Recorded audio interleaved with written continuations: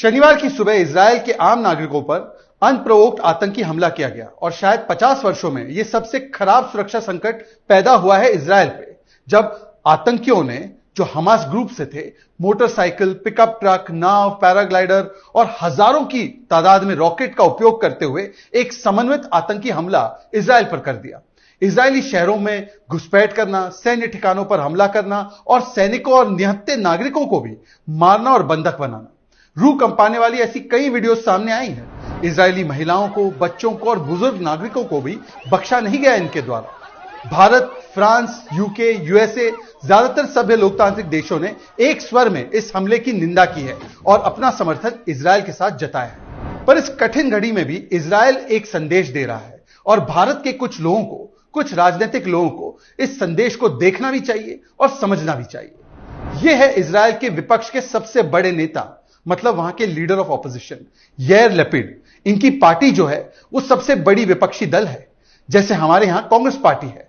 जैसे ही हमला हुआ उन्होंने एक बयान जारी किया, सुनिए इस बयान को। A short while ago, I met with Prime Minister Netanyahu. I told him that in this emergency situation, I am willing to put aside our differences and form an emergency, narrow, professional government with him to manage the difficult and complex operation ahead of us. उनके यहां एक और party है जो बहुत प्रमुख party मानी जाती है, नेशनल यूनिटी पार्टी। इनके नेता है बेनी गैट्स। इन्होंने भी इजरायल के प्रधानमंत्री को, मतलब नेतन्याहू जी को, कहा कि इमरजेंसी गवर्नमेंट के लेकर जो भी डिसीजन होंगे, जो भी निर्णय होगा, मौजूदा सरकार को हमारी तरफ से पूरा समर्थन मिलेगा किसी भी ठोस सिक्योरिटी एक्शन के लिए। अब कल्पना कीजिए, क्या आप ऐसी स्थिति भारत में हो सकती है? कभी सोच भी सकते हैं कि भारत पे खुदा न खास्ता कोई आतंकी हमला हो जाए और भारत की मुख्य विपक्षी पार्टियां भारत के साथ खड़ी हो जाए? आज तो मोदी विरोध करते करते कुछ विपक्षी दल अपने राजनीतिक हित को राष्ट्रनीति के ऊपर रखते हैं और मोदी विरोध के नाम पर भारत विरोध करने लगते हैं। वैसे तो पिछले 9 वर्षों में आपने देखा होगा कि जैसे आतंकी हमले यूपीए के जमाने में होते थे, बड़े शहरों में हर दूसरे या तीसरे हफ्ते, जयपुर में, अहमदाबाद में, बेंगलुरु में, दिल्ली में, पुणे में, वाराणसी, हैदराबाद, पटना, ये लगभग थम चुके हैं। पर अब जब पुलवामा 2019 में हमला हुआ था, तब हमारी विपक्षी पार्टियों का क्या स्टैंड था, जरा देखिए और याद कीजिए।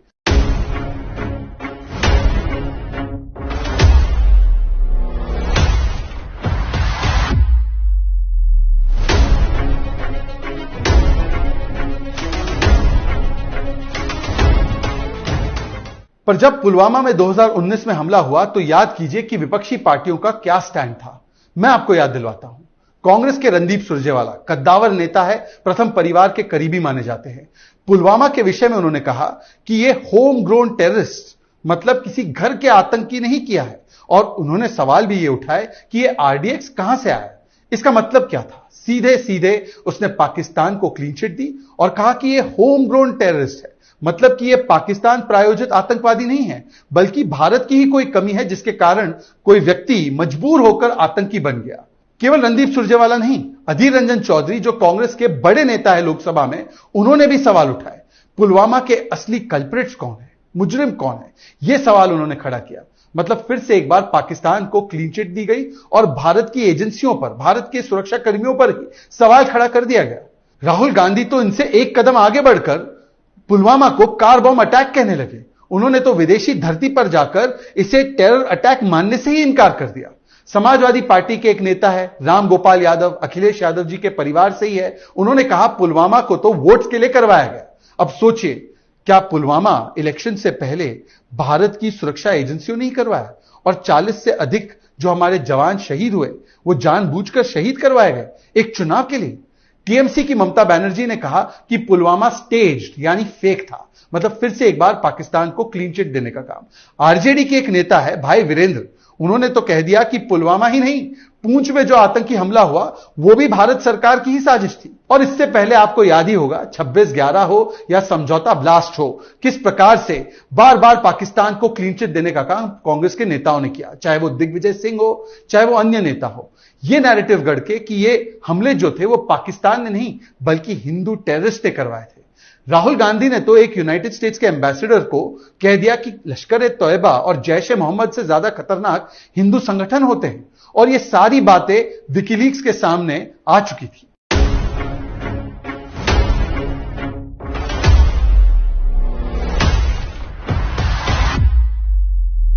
ये कोई लौता एग्जाम्पल नहीं है। जब सर्जिकल स्ट्राइक भी हुआ तब भी दिग्विजय सिंह जैसे नेताओं ने सबूत मांगने का काम किया। राहुल गांधी ने तो इसे खून की दलाली कह दिया, संजय निरुपम ने सर्जिकल स्ट्राइक कहा, और यह तब जबकि इसकी जानकारी डीजीएमओ मतलब कि मिलिट्री ऑफिसर ने दी थी। भारत की सेना ने बताया था कि यह सर्जिकल स्ट्राइक हुए थे।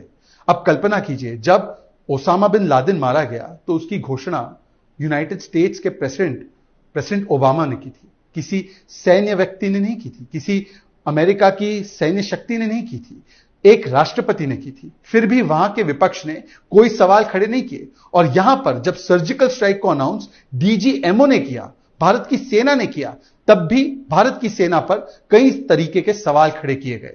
बालाकोट एयर स्ट्राइक पर भी आपको याद होगा कि नवजोत सिंह सिद्धू ने कहा, कितने चील और कौवे मरे।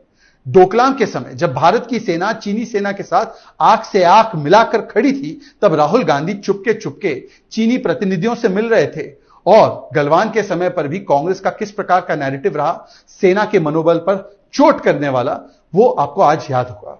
राहुल गांधी ने तो एक समय पर यह भी कह दिया कि अरुणाचल प्रदेश में चीनी सेना हमारे सैनिकों को, हमारे जवानों को पीट रही है।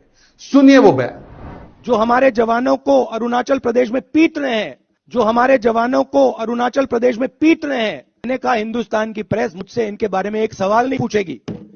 सच था, सच था। अब याद कीजिए, पाकिस्तान जब अकेला हो गया था अंतर्राष्ट्रीय मंच पर आतंकवाद को लेकर या सर्जिकल स्ट्राइक और बालाकोट एयर स्ट्राइक को लेकर, तब उनके साथ केवल और केवल भारत के कुछ विपक्षी नेता खड़े थे और कोई नहीं खड़ा था। मतलब कि प्रधानमंत्री मोदी के विरोध में ऐसे उतरे ये लोग कि भारत के राष्ट्रहित का भी इन्होंने विरोध किया, पाकिस्तान को अंतर्राष्ट्रीय मंच पर एक तरीके से क्लीन चिट दे दिया और भारत की सेना पर, मनोबल पर चोट भी किया। अब दूसरी तरफ देखिए, यह है इजराइल के पूर्व प्रधानमंत्री, जी हां, नफ्ताली बेनेट, जो आईडीएफ इजरायली डिफेंस फोर्सेस का यूनिफॉर्म पहनते हुए चले गए हैं रिजर्व ड्यूटी को ज्वाइन करने के लिए। क्या आप ऐसी कल्पना राहुल गांधी से कर सकते हैं? क्या आप ऐसी कल्पना विपक्ष के किसी बड़े नेता से कर सकते हैं कि वो भारत की सेना के साथ कम से कम सिंबॉलिकली ही खड़ा हो जाए? नहीं कर सकते। पर भारत का विपक्ष हमेशा ऐसे नहीं था। एक समय था जब वाजपेयी जी जैसे नेता थे विपक्ष में, जो चाहे इंदिरा गांधी जी की सरकार हो या नरसिम्हा राव की सरकार हो, वो युद्ध का कठिन समय हो या और कोई समस्या हो, वो भारत के लिए, भारत के साथ और भारत की सरकार के साथ खड़े हो जाते थे। नरसिम्हा राव जी ने तो एक समय पर अटल बिहारी वाजपेयी जी को, वो विपक्ष के नेता थे, तब भी उन्हें भारत का पक्ष रखने के लिए यूनाइटेड नेशंस भेजा था, क्योंकि पाकिस्तान को मुंह तोड़ जवाब देना था और वो भी जानते थे कि वाजपेयी जी से ज्यादा कोई दमदार व्यक्ति नहीं हो सकता। और वाजपेयी जी का भी हृदय इतना विशाल था कि विपक्ष के नेता होने के बावजूद भी उन्होंने ये नहीं सोचा कि कहां मैं नरसिम्हा राव जी की सरकार का बचाव करूं, कहां मैं नरसिम्हा राव जी की सरकार के ऊपर टीका टिप्पणी करूं। उन्होंने कहा कि भारत के हित को साधना है, इसीलिए अगर आप चाहते हैं तो मैं भारत का पक्ष रखने जरूर जाऊंगा।